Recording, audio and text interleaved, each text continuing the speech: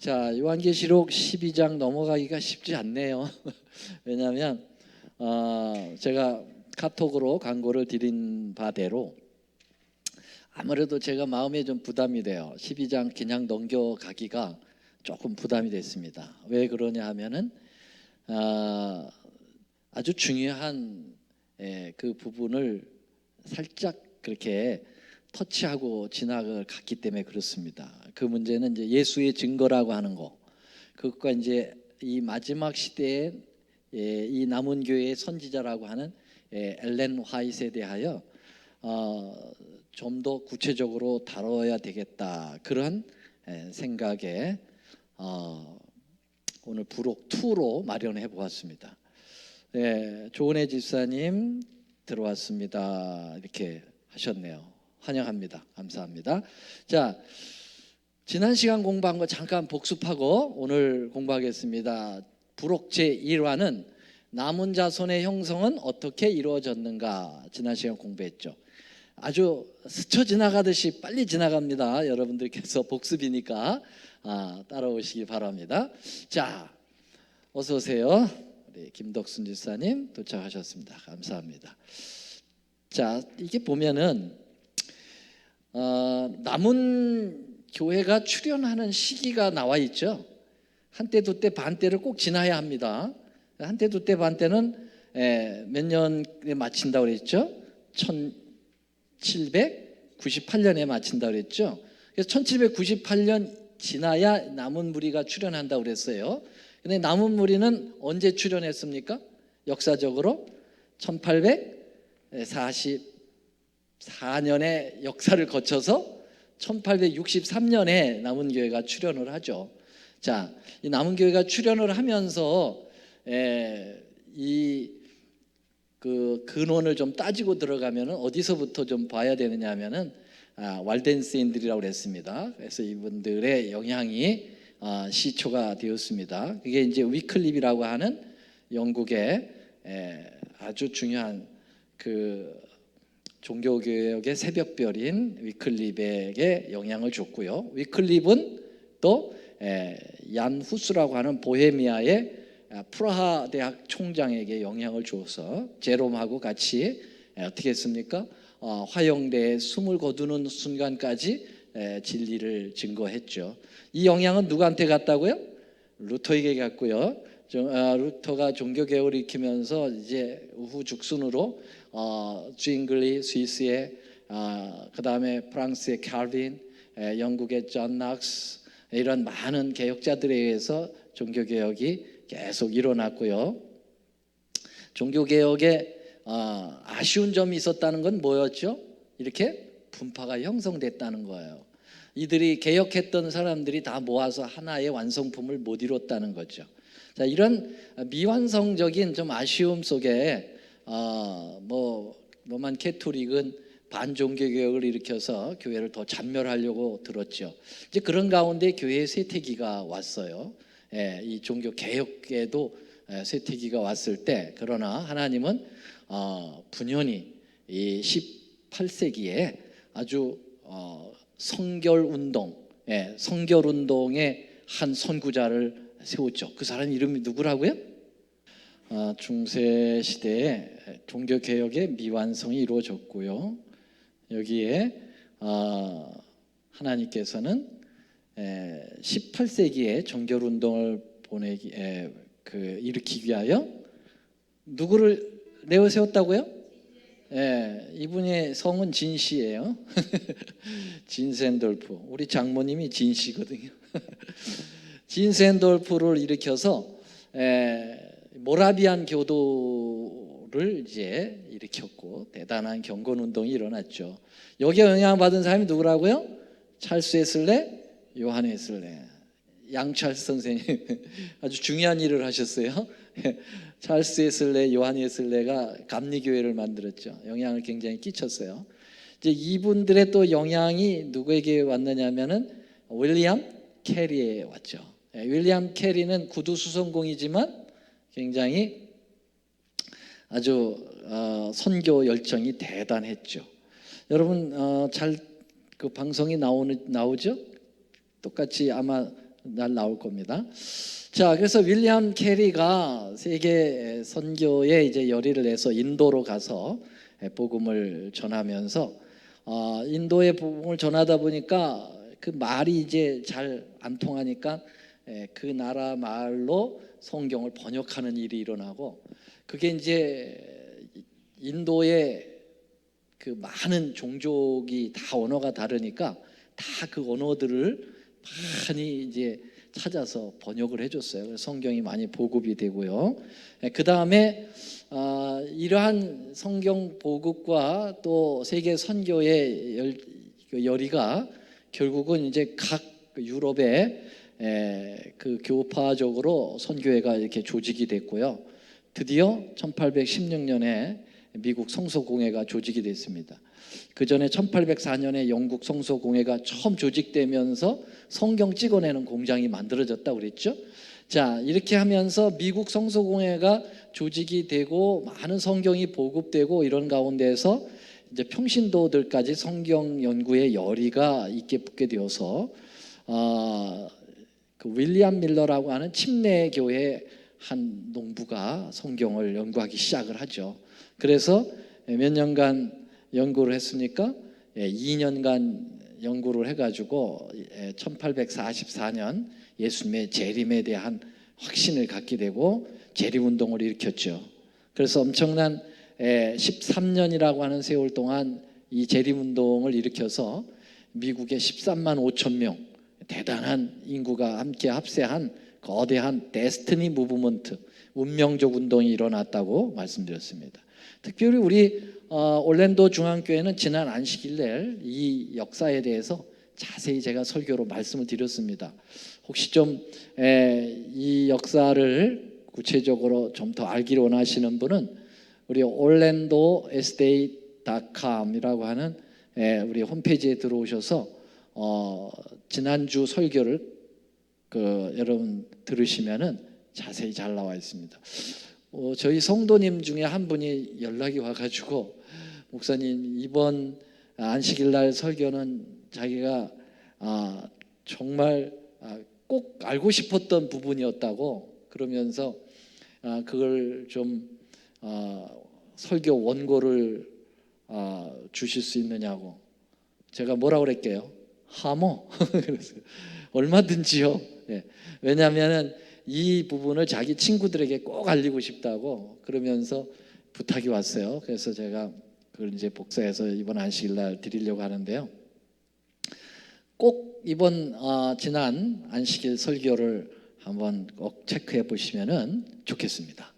자, 어떻든 이런 재림 운동이 정말 활발하게 이루어졌지만은 뭐 했다고 그랬어요? 실망을 하게 되었고, 왜요? 예수님이 재림을 하시지 않았기 때문에 그렇죠.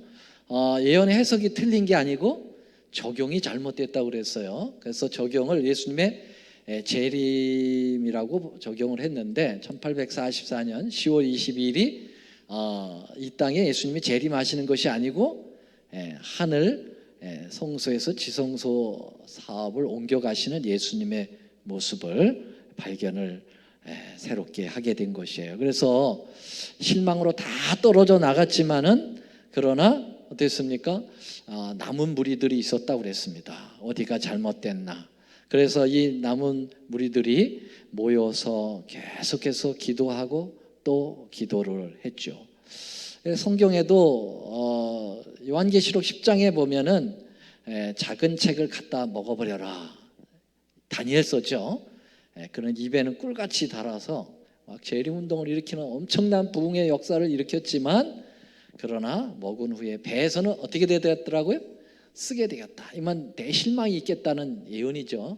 그래서 그 다음에는 어떻게 해야 돼요? 다시 예언을 해야 된다라는 예언이 나와 있었어요. 그래서 이 남은 무리들이 뭐가 잘못됐나 막 살피면서 기도하다가 드디어 그들이 발견한 게 아까 말씀드린 것처럼 예수님이 재림하시는 것이 아니라 하늘 성소에서 지성소로 들어가시는 장면을, 특별히 이 남은 무리 중에 하이람 에드슨이라고 하는 감리교회 출신의 이 목회자가 이걸 환상을 보게 되죠. 그래서 더 확신을 가지고 그리고서 열심히 이 진리 안에서 하나가 되는 경험들을 하게 합니다. 그래가지고요, 이 남은 무리들이 모여서 뭐 했겠습니까? 기도하고, 그 다음에 성경 연구하고, 그 다음에 이제까지 각 교파에서 나온 그 재림운동에 동참했던 초교파적인 모임이었으니까 각 교파에서 나온 대표들이 남아 있었을 거 아니에요. 그들에게 본인들이 개혁한 부분을 내놓고 서로 검토하는 시간을 가졌다고 그랬죠. 그래서 진리를 하나로 모으는 그런 작업을 했다고 그랬습니다. 그렇습니까? 예. 그래서 그들이 이렇게 잘못된 부분은 수정하고, 잘된 개혁들은 하나로 모두와서 어떻게 했습니까? 이런 기도의 과정을 거쳐서 진리의 합성체를 만들게 되었죠. 그래서 각 교파가 찾아낸 진리의 보석들을 모아서 성경의 진리로 돌아가는 운동이 시작되고, 그런 과정 속에서 제7안식 예수 재림교회가 탄생했다. 몇 년도? 1863년도에 완성이 됐다. 그래서 이 제7안식 예수 재림교회는 모든 교파에서 개혁한 성서적인 것을 이렇게 다 합성을 하는 일에 성공을 했다. 그래서 루터교에서는 오직 성경과 믿음, 장로교에서는 하나님의 주권과 성서 위주의 신앙, 감리교에서는 중생과 성화, 침례교에서는 침례 세종예시, 제7일 침례교에서는 제7일 안식일, 제세례파에서는 종교분리와 부활, 경건한 신앙은 청교도들에게서 가져왔고요, 모라비아 형제들에게서는 세계적인 복음 전파, 그리고 카톨릭교에서도 가져왔는데 삼위일체, 이렇게 모든 진리를 합성해서 완성품을 이룬 교회가 제7안식 예수 재림교회고 남은 교회였다. 이렇게 해서 교회가 이제 진리교회가 생성이 됐다라고 하는 거 말씀드렸고요. 그래서 말세에는 두 가지 연합운동에 둘 중에 하나는 참여해야 된다. 첫째, 교파를 초월한 성경 중심의 연합을 하든지, 아니면 교리를 초월한 교회 중심의 연합을 하든지.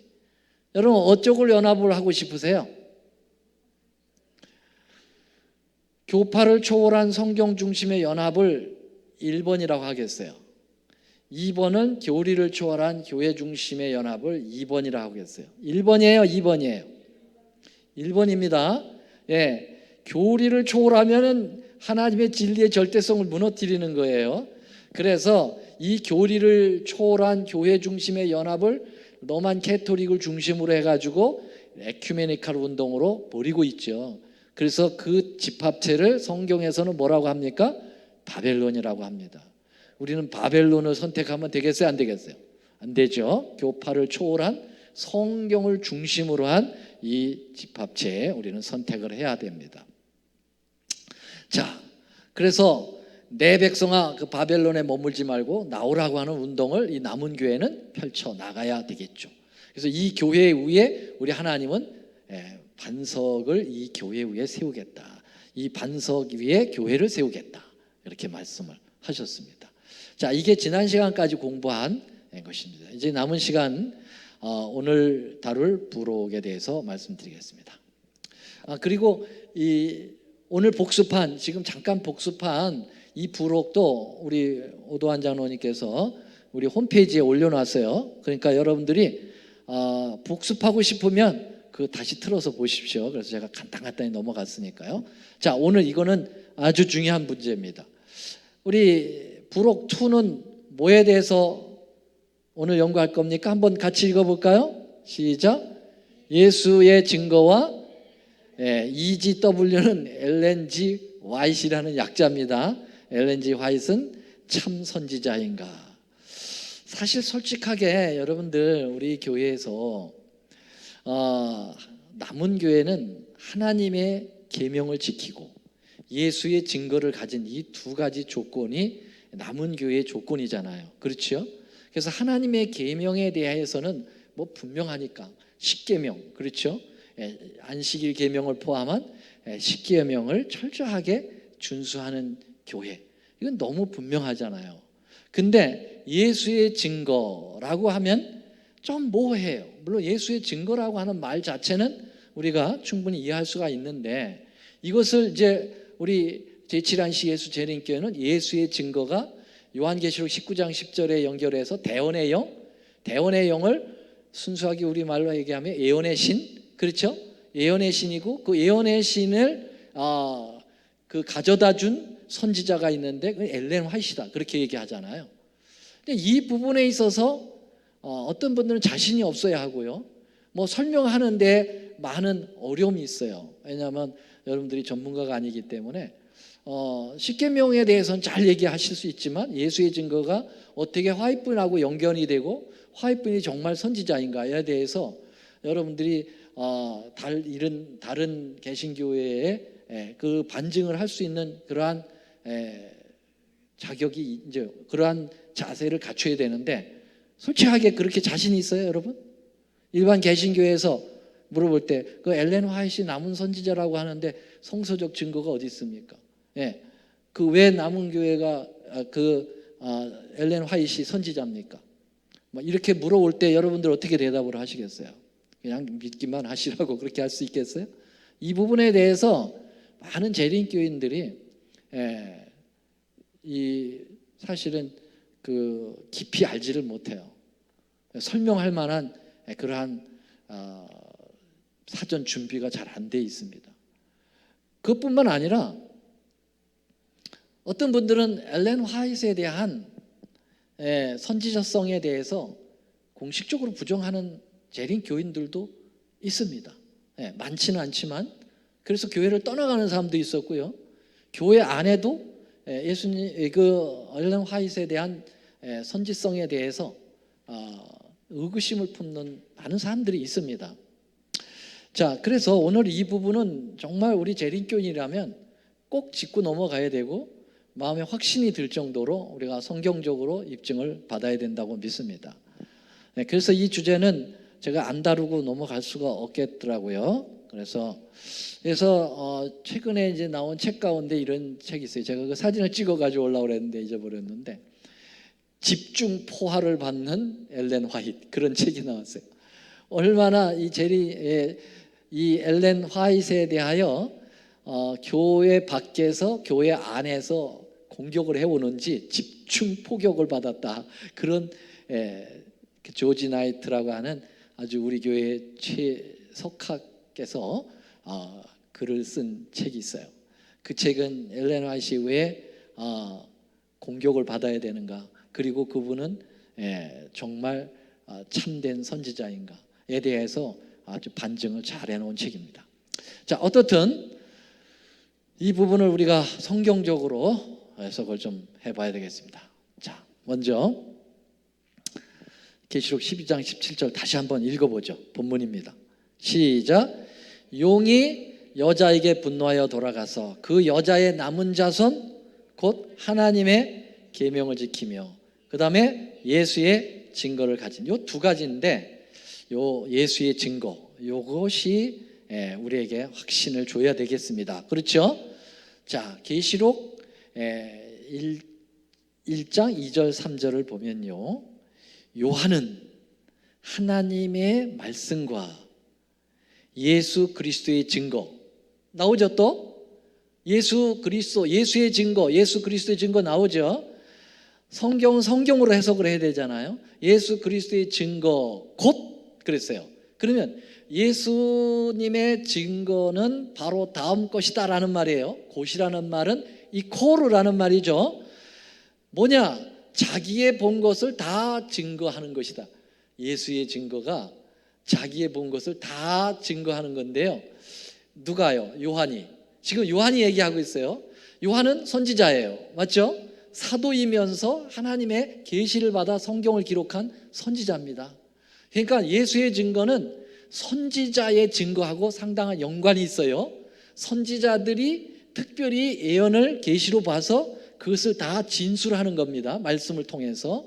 그래서 이 예수의 증거를 조금 더 구체적으로 설명을 받을 수가 있습니다. 자, 그래서 여기 항상 어떠한 성경에서 이 성경적 지지를 받으려면, 하나님의 인정을 받으려면 두 가지를 꼭 이야기하고 있습니다. 하나는 뭐예요? 마땅히 율법이라고 하는 거. 율법이 하나님의 계명이죠. 십계명을 포함한 토라의 역할을 할 수가 있겠죠. 자, 율법과 그 다음에 뭐라고 그랬어요? 증거의 말씀이라고 그랬어요. 아까 증거는 앞에다 뭘 붙이면 되겠어요? 예수의 증거가 되겠죠. 그래서 남은 무리의 두 가지 특징이 뭐라고요? 하나님의 계명을 지키고 그 다음에 예수의 증거를 가진 자라고 그랬잖아요. 이 두 가지가 항상 컨펌을 하는데 필요합니다. 그래서 여기서도 하나님의 율법과 선지자들의 증거의 말씀이 있고 그것을 맞아야, 그 말씀하고 똑같이 맞아야 그것이 진짜 선지자이기도 하고 진짜 하나님의 말씀이기도 하고 진짜 하나님의 범위 안에 들어가는 거라고 여기서도 이야기하고 있습니다. 자, 이 두 가지를 염두에 두세요. 잊어버리지 말고. 하나는 뭐예요? 율법. 하나는 뭐예요? 선지자의 증거, 예수의 증거. 두 가지요. 자, 여기서 보세요. 로마서 3장 21절에 보면은 다 같이 한번 읽어보겠습니다. 시작. 이제는 율법 외에 하나님의 한 의가 나타났으니 율법과 뭐라고 그랬어요? 선지자들의 증거를 받는 거예요. 여기도 똑같이 나오죠. 율법과 선지자들의 증거입니다. 이 두 가지가 항상 패턴이에요. 자, 그래서 요한복음 1장 17절에는 그 율법을 좀 더 구체화했습니다. 율법은 모세로 말미암아 주신 것이다 라고 얘기했어요. 물론 하나님의 원래 뜻을 주셨지만 누굴 통해서 말했다고요? 모세를 통해서.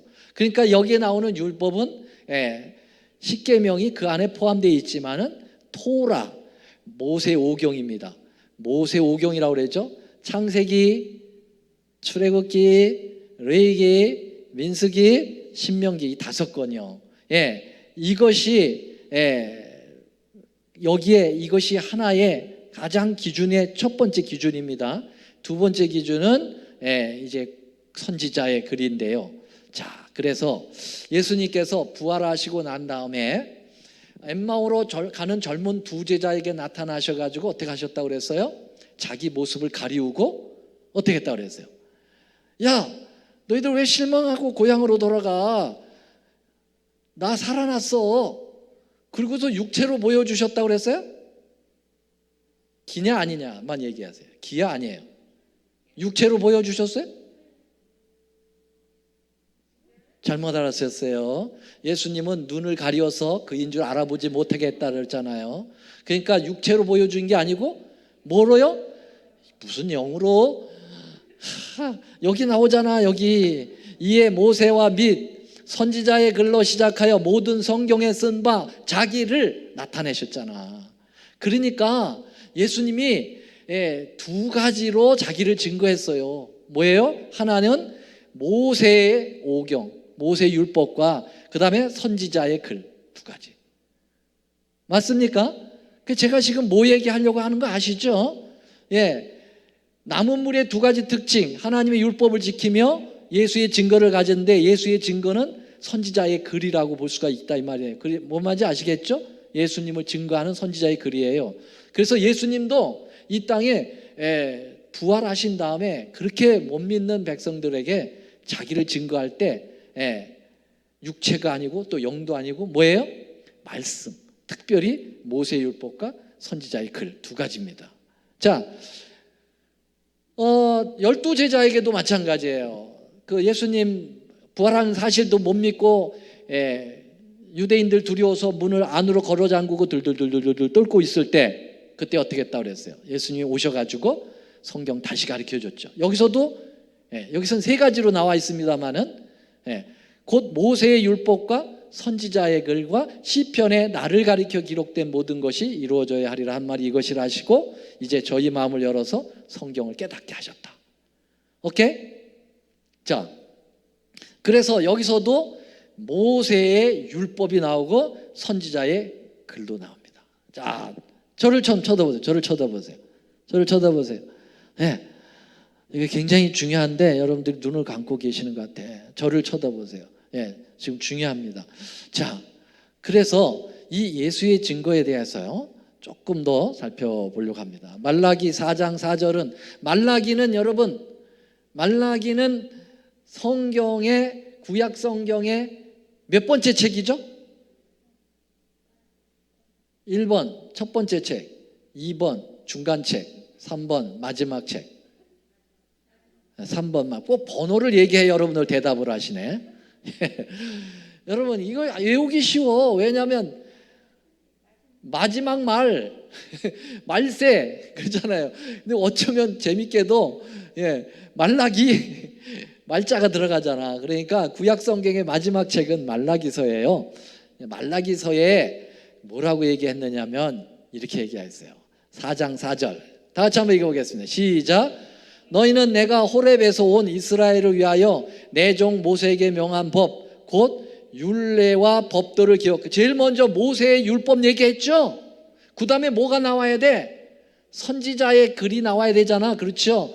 선지자가 나와야 되죠. 그래서요 보라 여호와의 크고 두려운 날이 이르기 전에 내가 선지 엘리야를 너에게 보내라 나오잖아요. 그래서 모세의 율법과 선지자의 글은 쌍을 이루어서 항상 진정한 그 진리 또 확실한 것을 컨펌하고 있다는 거 계속 여기서도 이야기하고 있습니다. 신약에 와서도 엘리야가 바로 와야 된다라고 하는 거, 그거 이제 예수의 증거입니다. 한마디로 예수의 증거가 와야 된다고 하는 것을 이렇게 표현을 하고 있습니다. 자, 누가복음 1장 17절 이거는 어디서 있었던 일일까요? 혹시요? 변화산에서 있었던 거죠. 변화산에서 예수님이 호련히 변화했을 때 그때 두 사람이 와서 예수님을 증거해 줬어요. 별세에 대하여 십자가에 대하여 증거해 주고 예수님을 위로하고 예수님이 참 하나님이심을 증거했는데요. 두 사람 누구와 누구죠? 모세와 엘리야입니다. 모세는 모세의 율법, 엘리야는 선지자의 글. 뭔 말인지 아시겠죠? 이게 요한계시록 12장 17절하고 다 연결되는 거 아시겠죠? 이해가 되시겠어요? 제가 한 구절만 얘기하는 게 아니에요. 계속 이 컨펌을 할 때는 계속 이 두 가지로 컨펌을 한다는 사실을 기억해야 합니다. 자, 그 다음에 보세요. 그 다음에 우리가 계시록 11장 공부했잖아요. 그때 증인이 있습니다. 증인은 뭐 하는 거죠? 확실하다고 증언서 주는 거예요. 여러분 확실하게 증거를 받으려면 두 가지. 뭐하고 뭐예요? 모세의 율법과 선지자의 글. 오케이? 자, 근데 여기 보세요. 나의 두 증인이 권세를 주리니 저희가 굵은 베옷을 입고 1260일 동안 예언하리라. 중세기 동안에 이 두 가지가 다 베옷을 입었다는 거예요. 베옷을 왜 입습니까? 김은자 집사님. 베옷을 입을 때는 언제 입죠? 아이고 죽었다 이거예요. 그만큼 이 두 증인이 1260년 동안 고난을 당해서 거의 죽으려고 그러는 거예요. 초상을 치를 정도예요. 그런데 그 두 증인이 그러한 베옷을 입으면서도 증언을 했어요. 두 가지. 자, 보세요. 11장 6절. 저희가 권세를 가지고 하늘을 닫아 그 예언을 하는 날 동안에 비가 오지 못하게 하고. 누구 얘기입니까? 이 얘기. 엘리야 얘기죠. 엘리야 얘기가 나와요. 또 하나는 물을 변하여 피가 되게 하고. 누구 얘기입니까? 이거 모세 얘기예요. 그래서 모세 율법과 선지자의 글, 엘리야 선지자에 대한 얘기가 나오는 거죠. 그래서 여기 증언을 할 때 두 가지가 또 포함되어 있다는 겁니다, 여러분. 자, 그러면 여러분 남은 교회를 증명하기 위해서는 두 가지로 증명이 되어야 된다는 거 이제 이해하시겠어요? 하나는 뭐라고요? 하나님의 모세의 율법 십계명을 완전히 지켜야 되고, 그 다음에 뭐예요? 선지자의 글로서 입증을 받아야 되는 그런 예언의 증거가 있어야 된다는 거예요. 자, 그런데 에가는 뭐죠? 에가는 느헤미야 에가라는 말이죠. 느헤미야 에가 2장 9절 말씀 다 같이 한번 읽어보겠습니다. 시작. 성문이 이 땅에 묻히며 빗장이 꺾여 회파되고 왕과 방백들이 율법 없는 열방 가운데 있으며 그 선지자들은 여호와의 묵시를 받지 못하는도다. 이 말은 뭡니까? 율법이 없으면은 뭐가 안 된다고요? 율법 없는 선지자는 뭘 못 받아? 묵시, 계시를 못 받아. 그러니까는 진짜 선지자는 율법을 존중하며 지키는 사람만이 선지자가 될 수 있는 거야. 그렇죠? 생각해 보세요. 하나님 말씀도 안 믿고 지 맘대로 하는 사람에게 계시를 내리면 그건 마귀가 내리는 계시지 하나님이 내리는 계시예요? 그렇습니까? 안 그렇습니까? 그래서 항상 율법이 있을 때 계시가 오게 되는 겁니다.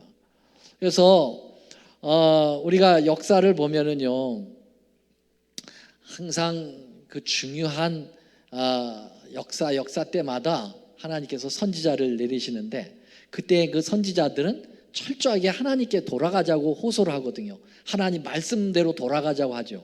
그때 이제 하나님께서 예언도 주시고 계시도 주고 그러시는 거예요.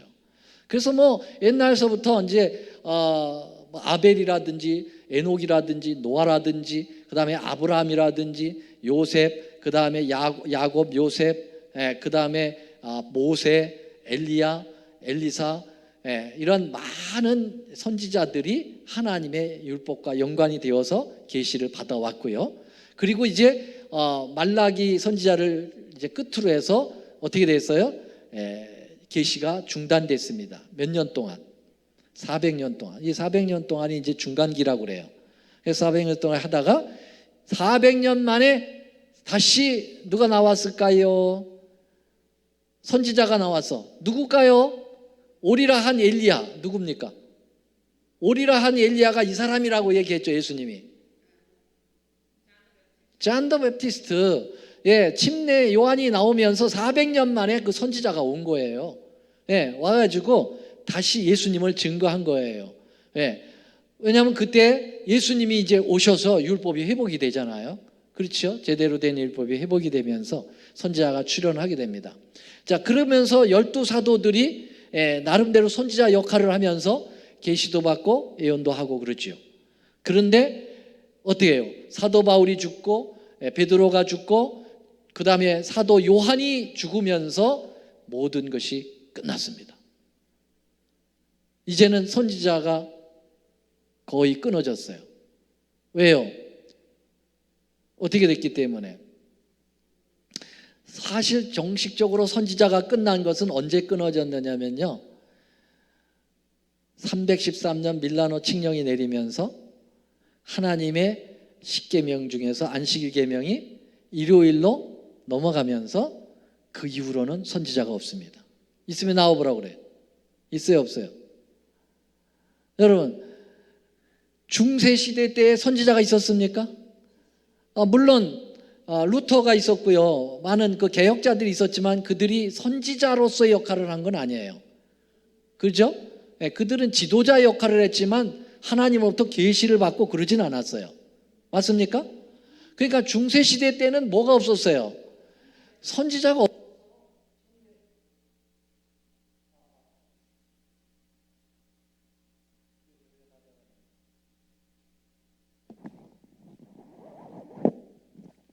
오케이. 자, 여러분, 그래서 여기 보면은 주전 400 여기 1798년서부터 주후 1844년에까지 한때 두때 반때 동안 거의 모든 선지자들이 이제 중단됐어요. 우리 구약과 신약에 이렇게 올 때 400년 중단이 됐는데, 그런데 이때는 400년이 아니라 몇 년이 중단된 거예요? 1260년 동안 중단이 됐어요. 선지자가 없어요. 왜? 뭐 때문에 없는 거야? 아까 에레미야, 에가에 대한 말씀에 의하면은 율법이 없으면 선지자가 계시를 못 받는다고 그랬잖아. 그 말이 맞는 거예요. 그렇죠? 그런데 율법이 회복이 됩니까? 안 됩니까? 회복이 돼야 안 돼요, 나중에? 그 회복이 어느 교회를 통해서 됐어요? 제체안식일수 재는교회에서 이제 안식일을 회복하면서 율법이 완전히 회복됐잖아. 그리고 성경 66권의 진리가 다 통합돼가지고 아까 말씀드린 것처럼 다 회복됐잖아, 이 재림교회로. 그러니까 이제는 뭐가 와야 돼? 선지자가 일어나야 되고 계시가 와야 되는 거 맞아 안 맞아? 맞죠? 자, 요엘서가 나오죠? 나오죠? 보이죠? 자, 요엘서에 보니까 2장 17절 다 같이 한번 읽어보세요. 시작. 말세에 내가 내 영으로 모든 육체에게 부어주겠다. 저기 보니까 말세라고 하는 것은 1798년 이후에 하나님의 영으로 모든 사람에게 역사되도록 그렇게 하겠다라는 거예요. 그러면서 2장 18절에 보면은 내 영으로 내 남종과 여종에게 부어주리니 저희가 예언할 것이요.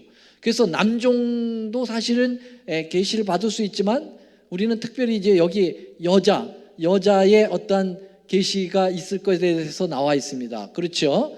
근데 그 말세가 어느 때냐? 여기 징조가 나와요. 징조를 베풀리니 2장 20절 다 같이 시작. 주의 크고 영화로운 날이 이르기 전에 해가 변하여 어두워지고 달이 변하여 피가 되리라. 이거 어서 많이 듣던 거죠. 예수님 재림 징조 가운데 천체 징조가 있어요. 해가 어두워지고 달이 빛을 내지 않고 별들이 떨어지는 거. 그렇죠? 그 예수님 재림이. 그러니까 여기 나오는 말세는요, 말세에 이러한 일들이 있겠다라는 얘기는 예수님 재림 직전에, 다시 말하면 1798년 이후에 이러한 특별한 계시를 내리는 영의 역사가 있겠다라고 하는 것을 요엘서에서 얘기하고 있고요. 베드로 사도가 성령 충만해가지고 증거할 때 사도행전 2장에 보면은 이 요엘서를 다시 인용합니다. 그러면서 이런 일들이 앞으로 있을 거에 대해서 그도 얘기를 하고 있습니다. 어떻든 자, 그러면 우리가 시기적으로 보면은 아까도 말씀드린 것처럼 1798년 이전까지는 율법이 무너졌기 때문에 계시가 안 내렸고 내릴 수도 없고 선지자도 없었어요.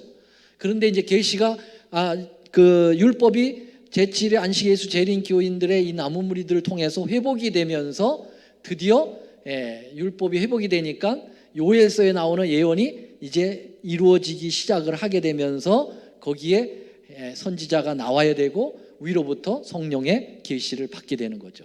그 즈음에 누가 일어난 겁니까? 엘렌 G 화이트이 정확하게 일어난 것입니다. 그래서 엘렌 화이트의 그 선지자성은 성경에 입증이 된 거예요. 그럼 과연 엘렌 화이트이 정말 선지자로서의 그러한 타당성이 있는가 없는가에 대해서 이제 남은 시간 동안 말씀드리겠습니다. 중요한 시기에는 항상 하나님의 선지자들을 출현시켰어요. 주님께서 아주 갈목할 만한 선지자들을 일으켰습니다. 노아 당시에는 지구가 완전히 다 타락해가지고 다 망해버리게 생겼어. 그렇죠? 그때 누구를 일으켰습니까? 노아라고 하는 선지자를 일으켰어요. 그래서 노아가 120년 동안 예언을 하면서 이제 비가 오겠다. 그러니까 방주로 들어와야 산다. 이거 얘기했죠? 안 했어요? 했죠? 선지자를 일으켰고 계시가 내렸단 말이에요. 자, 아브라함 때는 이제는 하나님께서 한 민족을 형성해서 하나님의 그 복음을 나라 대 나라로 전해야 되기 때문에 아주 중요한 하나님의 제사장 나라를 선택해야 될 중요한 시기가 왔었어요. 그때 하나님께서는 선지자 일으켰어요. 누굽니까? 아브라함이에요. 아브라함은 선지자입니까? 선지자입니다. 그에게 하나님께서 계시를 주셨어요. 그리고 선지자 역할을 다 했습니다. 요셉도 비슷하고 모세는 선지자 중에 선지자죠. 이스라엘 백성들이 애굽에서 다 그냥 타락해서 죽을 뻔했거든요. 400년 동안 식민지 생활하면서 율법도 잃어버리고 하나님도 잃어버리고 다 잃어버리는 이런 지경에 하나님은 이 중차대할 때 선지자 일으켰어요? 안 일으켰어요? 누구요? 모세 일으켜가지고 이 백성들 데리고 나왔잖아요. 아주 중요한 거죠. 그 다음에 엘리사 시대 때도 얼마나 위기가 있었는지 몰라요. 이스라엘 전체가 다 우상숭배에 빠졌어요. 그 아합이라는 왕이 그 마누라 잘못 얻어가지고 저기 옛발의 딸 그 아주 사악한 이세벨을 마누라로 데려와가지고 이세벨이 와가지고 이스라엘 다 망쳐버렸어요. 다 우상숭배에 빠뜨려버려요. 이런 위기의 때 하나님 엘리야 일으켰어요? 안 일으켰어요? 일으켰잖아요. 중요한 때에 일으켰잖아요. 그 다음에 예수님이 초림 직전에 예수님이 이 땅에 오실 때 그 굉장히 중요합니까? 안 중요합니까? 중요하죠. 예수님이 이 땅에 오시는 게 얼마나 중요합니까? 그때에 선지자 필요 안 필요해? 필요하죠. 그래서 누가 일으킨 거야? 침례 요한이 일으켰잖아. 그래가지고 침례 요한이 예수님의 초림을 다 준비시켰잖아요. 그러면 여러분, 이 세상의 사건 중에 또 중요한 사건이 하나 남아있어. 아주 최종의 절정이야. 무슨 사건일까요? 예? 무슨 사건? 재림이잖아. 재림. 예수님이 이 땅에 처음 오셨을 때도 침례 요한 일으켜서 엘리야의 사명을 다했던 것처럼 이 마지막 때에 가장 중요한 사건이 재림이잖아요. 그러면 재림을 또 준비시키는 선지자가 나와야 돼, 안 나와야 돼? 그건 당연히 나와야 되지. 지금 보세요. 이게 다 시대마다 중요할 때, 여러분, 가장 중요한 사건인 이 재림의 사건 때 선지자가 안 온다는 건 이건 있을 수가 없어요. 선지자가 와야 돼. 그래서 온 선지자가 엘렌 화이트라는 거죠. 예. 그리고 시기적으로도 맞죠. 말세 한때 두때 반때가 끝난 그때 1844년 12월에 첫 계시가 보여준 거고요. 맞아요, 안 맞아요? 그리고 요엘서에서 예언된 게 맞잖아요. 예, 남종과 여종에게 부어준다고 그랬잖아, 말세에. 정확한 겁니다. 성서적으로 흔들림이 없어요. 자, 그래서 요건 시간 가니까 지나가겠어요. 율법과 선지. 요거 지나가고요. 자, 어떤 사람들이 그래요. 선지자는 침례 요한까지, 요거 안만해도 해야 되겠네요. 여기 보니까 율법과 선지자는 요한 때까지요. 그래서 요한은 침례 요한이거든요. 그래서 침례 요한이 마지막 선지자고 이제는 선지자가 없다. 근데 엘렌 화이트이 무슨 선지자냐? 없다고 성경에 나와 있는데, 근데 참 착각입니다. 율법과 선지자라고 하는 말을 우리는 다른 말로 구약 성경이라고 표현할 수 있어요. 그러니까 구약이라고 하는 시대는 침례 요한 때까지가 구약이라는 표현이지 선지자가 없다는 얘기가 아니에요. 여기 보세요. 율법이나 선지자로 폐하러 온 줄로 생각하지 마라. 안 폐한다고 그랬잖아. 그냥 선지자가 앞으로 없다는 얘기는 아닙니다. 여기 보세요. 사도행전 13장 1절. 이거는 침례 요한이 죽고 난 다음에 훨씬 후의 일입니다. 여기 읽어보세요. 시작. 안디옥 교회에 선지자들과 교사들이, 선지자들이 있었다 없었다 그랬어요. 있잖아요. 침례 요한에도 선지자가 있었다고 나오잖아. 또 여기 보니까 사도행전 15장 30 유다와 실라도 누구라고요? 예, 여기 유다는 가룟 유다 아닙니다. 예, 유다와 실라라고 하는 이 사람도 선지자란 말이에요. 사도행전 21장 10절에 보면 한 선지자 아가보라 하는 이가, 아가보라는 사람도 선지자였다고요. 그 다음에 디도서 1장 12절에 보면 그레이드인 중에 어떤 선지자가 말하되, 선지자가 이렇게 많이 있었어요. 그렇기 때문에 선지자가 끝난 게 아니에요. 필요할 때는 온단 말이에요. 근데 율법이 망가졌을 때는 안 오고 율법이 회복됐을 때는 와야 된단 말이죠. 그 선지자가 누구라는 거예요? 엘렌 화이트라는 것입니다. 그럼 엘렌 화이트는 과연 선지자인가에 대해서 지금부터 말씀을 드리겠습니다. 선지자가 되려면 네 가지가 시금석이 있어요. 여기에 맞아야 돼요. 첫째, 선지자의 말이 성경과 일치가 돼야 돼요. 성경과 말이 안 맞고 지 마음대로 선지자라고 얘기하는 건 다 거짓 선지자예요. 거짓 선지자 있어요, 없어요? 거짓 선지자 너무 많아. 여러분, 그 문선명이 박명호, 또 저기 누구요? 요새 신천지 누구예요, 그 사람? 이만희 뭐 이런 사람 다 거짓 선지자들이에요. 그 성경하고 안 맞아, 다. 예? 또 누구예요? 문선명 이런 사람들, 박태선 이런 사람들, 조희성, 유구열, 너무 많아. 한국만 19명이야, 재림예수가. 이런 거짓 선지자 너무 많아요. 그러니까 왜 많으냐면은 이 거짓 선지자인지 참 선지자를 이 네 가지로 맞춰봐야 돼요. 첫 번째, 선지자 말이 성경하고 맞느냐 안 맞느냐. 두 번째, 선지자가 예언한 것이 있어요? 선지자들이 예언한 거죠. 그 예언이 맞아야 돼요. 그렇죠? 예언을 했는데 다 틀렸다, 그건 선지자가 아니죠. 자, 그 다음에 세 번째, 선지자들의 생애가 그가 말한 대로 살아가는 거예요. 그렇죠? 말은 이렇게 해놓고 엉터리로 살아간다. 이만희처럼 말이죠. 이렇게 말은 잘 해놓고 어떻게 해요?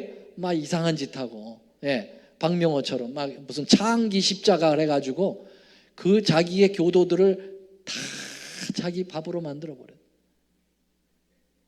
진짜 그런 일이 어떻게 있을 수가 있나요? 네. 뭐 이런 짓거리들을 하는 사람들이 얼마나 많아요.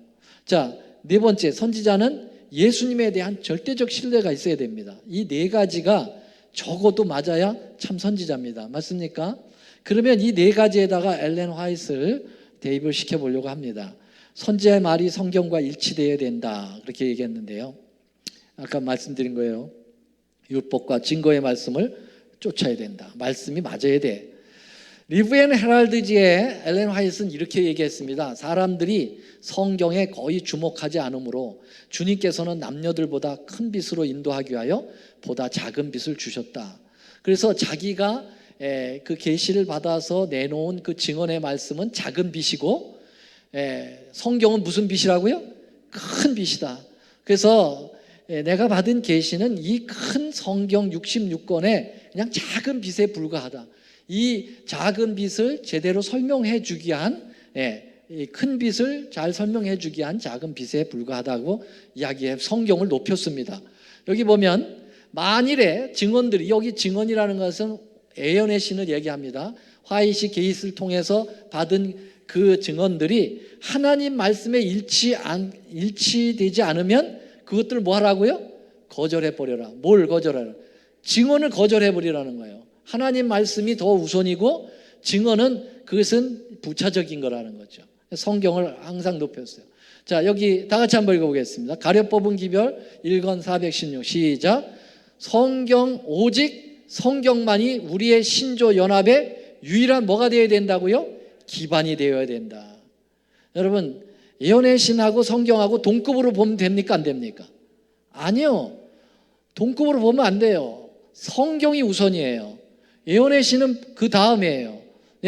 성경을 옳게 이해하도록 도와줄 뿐이에요. 근데 어떤 사람들은 예언의 신을 더 성경보다 많이 말하고 또 예언의 신을 너무 성경보다 중요시 여기는 사람들이 있어요.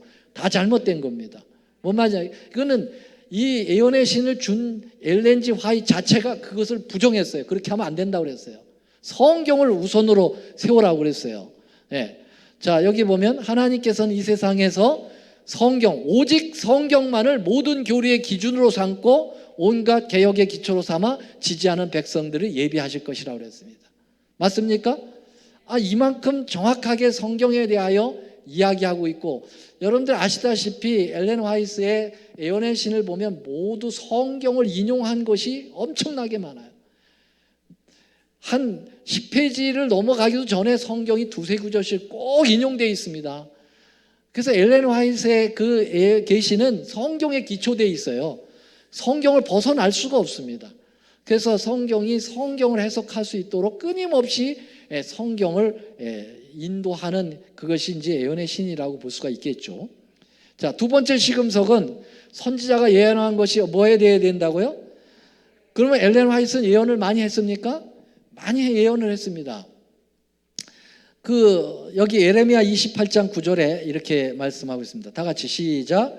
평화를 예언하는 선지자는 그 예언자의 말이 응한 후에야 그는 진실로 여호와의 보내신 선지자로 알게 될 거다.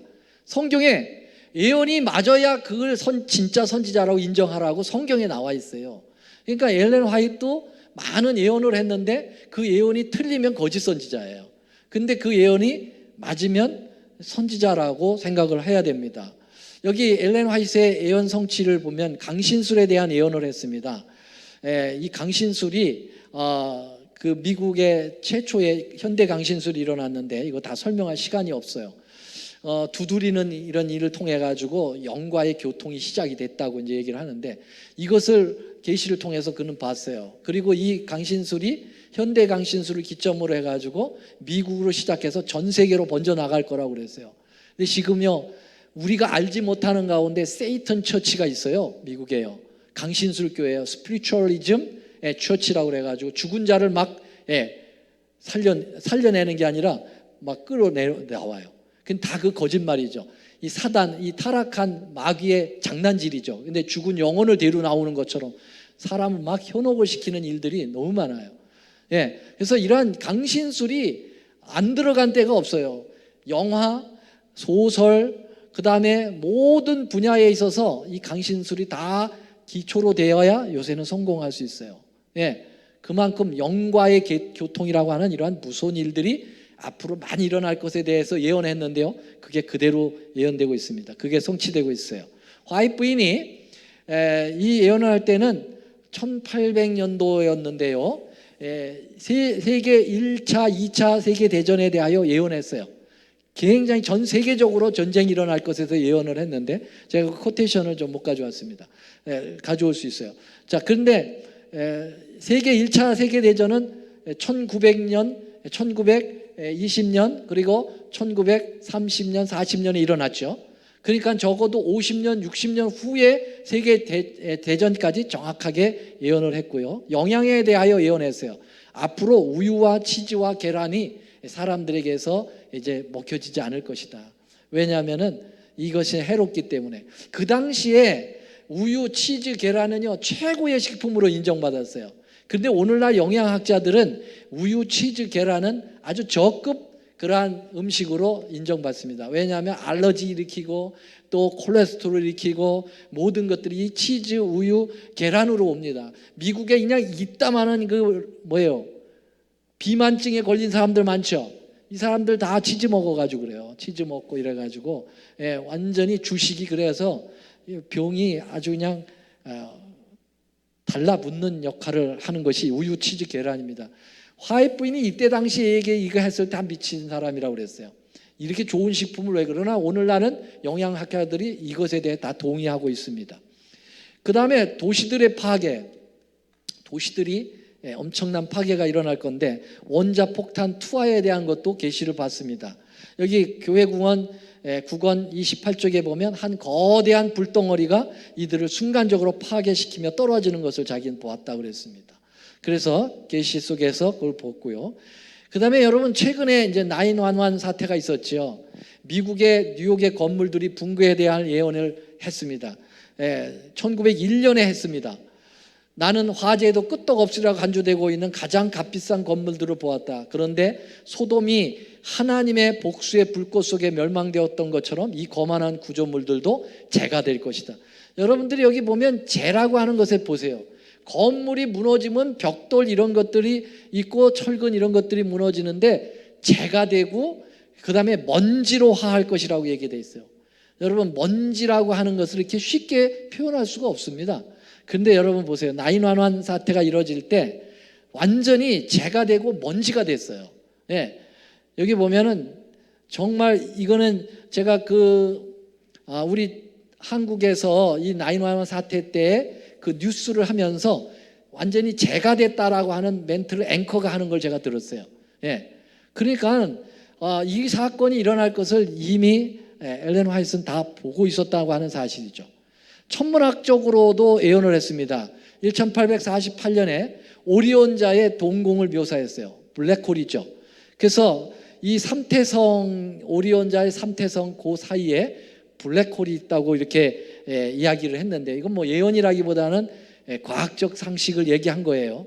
근데 이때는요 블랙홀에 대해서 어느 누구도 우주의 블랙홀 얘기한 사람이 없습니다. 천문학자 가운데. 그로부터 60년이 지나서야 루시안 라이키라고 하는 교수가 허블 망원경을 통해 가지고 블랙홀이 있다는 것을 발견하게 됩니다. 여기 초기 문집 41쪽 이렇게 얘기했습니다. 그때 우리는 오리온 성자의 열린 공간을 볼 수 있었다. 그게 바로 블랙홀이죠. 그래서 그 초등학교 중퇴자거든요. 엘렌 화이트는. 중등학교 교육을 이상 받지를 못했어요. 그런 존재가 어떻게 이렇게 신학적, 영양적, 천문학적 모든 분야에서 이런 탁월한 예언을 했고 그것이 오늘의 현대에 다 맞을 수가 있느냐 이거예요. 그것은 선지자가 아니고서는 불가능한 일들을 하고 있는 것입니다. 자, 선지자들의 생애가 그들이 말한 대로 모범적인 삶을 살아야 된다고 말씀하고 있습니다. 그런데 엘렌 화이트는 정말 객관적으로 우리 재림교회에서 이거 평한 거 아닙니다. 뉴욕의 인디펜던지라고 해서 1915년에 엘렌 화이트에 대해서 객관적 평가를 하고 있습니다. 뭐라고 얘기하냐면 이렇게 얘기했어요. 그 여성은 바로 엘렌 화이트를 얘기합니다. 자신이 받은 계시를 절대 신뢰하였으며 그 신뢰에 합당한 생애를 살았다. 그는 아무런 영적 교만도 나타내지 않았으며 부정한 재물을 탐하지도 아니하였다. 그는 고귀한 선지자의 생애를 살았으며 사업을 수행했다. 이것은 그 당시에 엘렌 화이트를 보는 일반 사람들의 평이었습니다. 이게 잡지에 실린 것입니다. 마지막, 선지자는 그리스도에 대한 절대적 신뢰가 있어야 된다. 엘렌 화이트만큼 예수님을 높인 사람은 없습니다. 그는 한 번도 자신에 대해서는 조금도 높인 바가 없습니다. 계속해서 나는 선지자라고 부르지 말라고도 얘기했고요.